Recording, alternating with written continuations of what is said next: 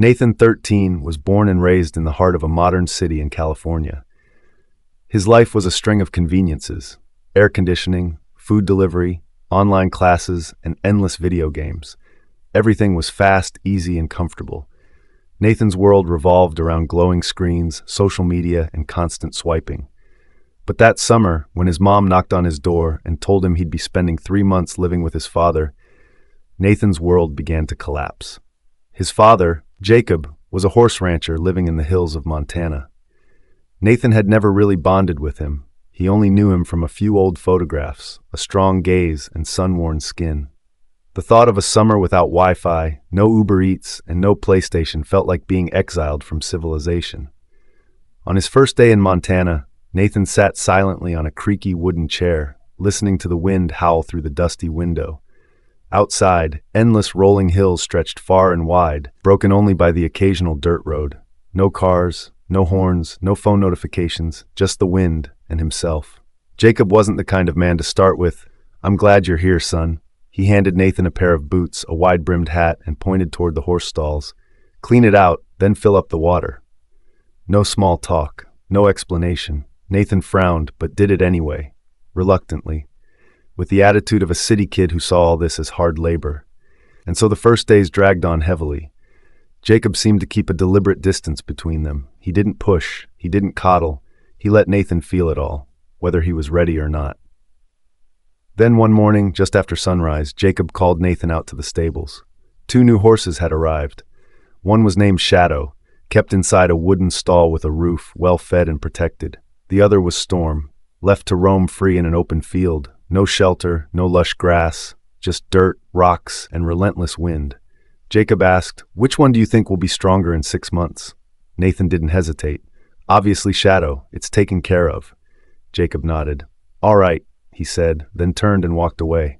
No debate, no explanation, just a seed planted quietly in Nathan's mind. As the days passed, while working alongside his father, Nathan started to notice the horses. Shadow rarely moved. It stood still most of the time. Its coat was shiny clean, but its eyes looked dull. Storm, on the other hand, had scars, but was full of life. Every time someone got close, it reacted quickly. Every afternoon, it sprinted across the field like nothing could stop it. One day, a heavy rain rolled in. Instinctively, Nathan grabbed a tarp and ran out to cover Storm. But as he approached, he froze. Storm was galloping full speed across the field, head raised to the sky, embracing the rain. Its legs splashed through the mud with raw energy and freedom. It didn't need cover. It didn't need protection. It didn't need anyone to teach it what to do in the rain. Nathan turned back, tarp soaking in his hands, but somehow his chest felt lighter. From that day on, Montana no longer felt like a prison. He began waking up earlier. No one had to call him. He cleaned the stalls on his own, fed the horses, and led them to the pasture. Jacob was still quiet, but Nathan realized every gesture, every look from his father was a silent lesson. He learned to read the sky to predict rain, to notice flattened grass as signs of wildlife, to touch the soil and sense its moisture. He learned through his eyes, his hands, his nose, not through a screen. One late afternoon, Jacob handed Nathan the reins and said, "Take Storm out for a wide loop, but don't hold too tight. Let him lead you." The words confused Nathan, but then he understood. Not everything needs to be controlled. Some things only guide you when you let go. Then September came. The wind suddenly shifted. A major storm rolled in. The wind howled. Dark clouds covered the sky. Jacob and Nathan worked nonstop, tying down the roof, covering the stalls, moving dry hay into the barn. But one of the stall doors blew open. Shadow, the horse that had lived its whole life in comfort, bolted straight into the thunderstorm. Nathan ran after it, shouting its name, but the wind swallowed his voice. What he saw next would stay with him forever. Shadow, frozen in the middle of the storm, trembling, eyes wide with panic. Its legs were stiff, like they'd forgotten how to move.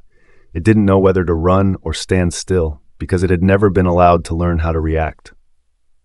Storm, on the other hand, stood calmly beneath a large tree. Head low, body braced against the wind. Not afraid, just ready. The next morning, with the sky finally clear, the two of them sat on the porch, looking out over the sunlit prairie and scattered puddles. Nathan asked quietly, "Why didn't you keep both horses inside? Wouldn't that have been safer?"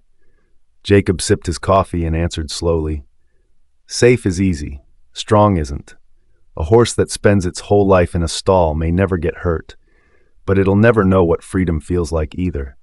Same with a kid who's always protected.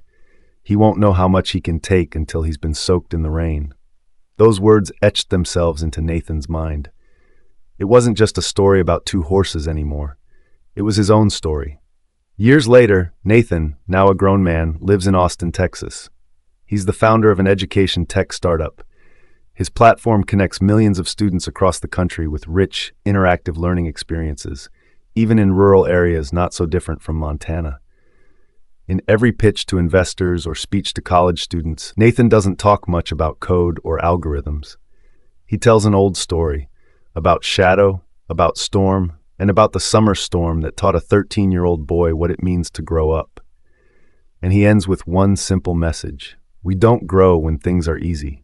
We grow when we stand in the storm and learn how to keep walking. Today, we live in a world where every need, from food and clothes to social validation, can be delivered to our doorstep with a single tap. We have apps that help us avoid risk, skip discomfort, and optimize every second so nothing feels wasted.